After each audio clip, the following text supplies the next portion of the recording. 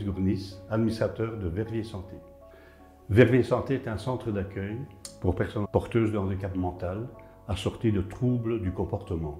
Le centre peut accueillir 40 résidents qui sont pris en charge dans des installations neuves et adaptées pour une excellente prise en charge. Les moyens humains qui sont aussi mis à disposition sont des moyens adaptés avec du personnel spécialisé dans le domaine du handicap. Les résidents qui sont pris en charge dans notre centre sont des personnes qui entrent à un certain moment chez nous et leur vie est destinée à rester chez nous.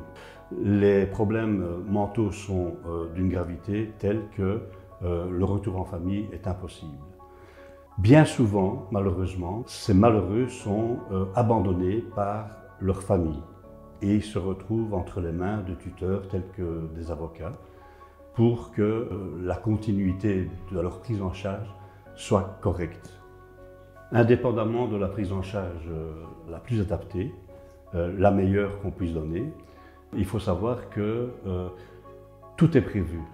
Donc il y a les éducateurs, les chefs éducateurs, les services administratifs, le service technique, mais mieux encore, on a tout le service médical, neurologique, psychiatrique, qui est près du résident pour être là quand il faut. La prise en charge des résidents se passe de la manière suivante. Chaque résident a une chambre attitrée et les résidents sont réunis par groupe de 10. Les groupes de 10 sont imposés par la VIC pour une prise en charge correcte. Alors, à chaque niveau donc, de 10 résidents, il y a ce qu'on appelle une pièce de vie. Une pièce de vie qui a des dimensions bien particulières, c'est-à-dire qu'elle doit mesurer minimum 6 mètres carrés par résident accueilli. C'est-à-dire qu'on a une pièce de vie qui fait minimum 60 mètres carrés. Pour le quotidien du résident, nous avons des pièces d'activité, des ateliers culinaires, on a des ateliers informatiques, on a des ateliers de bricolage, on a des activités en externe, donc en fonction des possibilités qui nous sont offertes au niveau de l'environnement de Verviers. Ce qu'il faut savoir, c'est qu'en Belgique, il y a un manque cruel de centres d'accueil. Les ministères de la Santé apparemment n'ont pas trop de moyens ou les budgets de l'État ne suffisent pas pour créer de nouvelles structures telles que celles que nous mettons en avant. Et l'appel au privé devient obligatoire.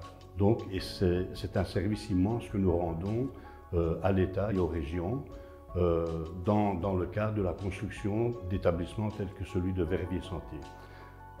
Mais pour la construction du centre, nous avons fait appel à des capitaux privés, notamment notre partenaire B-Bonds, qui nous a permis de financer la construction de Verviers Santé, les bâtiments de Verviers Santé. Ce financement a été intégralement remboursé. Aujourd'hui, nous interpellons de nouveau B-Bonds pour un nouveau financement. Quant à la fin de l'acquisition de l'immeuble qui nous permet de fonctionner, et de terminer les derniers aménagements prévus depuis le départ, donc dans le cadre des différents besoins au niveau de l'exploitation. Ce financement sera garanti par des revenus constants et sûrs, notamment par un loyer qui sera déterminé dès le départ et garanti par les revenus provenant d'institutions officielles telles que la VIC, et des revenus qui seront sûrs, certains et permanents au niveau de Verviers Santé. Les intérêts proviennent des loyers payés par Verviers Santé à MG Immo Verviers et ces loyers, eux, sont garantis par les revenus obtenus de la VIC. La VIC, un organisme officiel qui gère le monde du handicap. Notre mission est de donner tant que possible un sens, un objectif à la vie de nos résidents. Donc, nos résidents ont le droit d'avoir l'espoir du lendemain, comme chacun d'entre nous. Donc, notre devoir, c'est justement de leur donner cet espoir-là.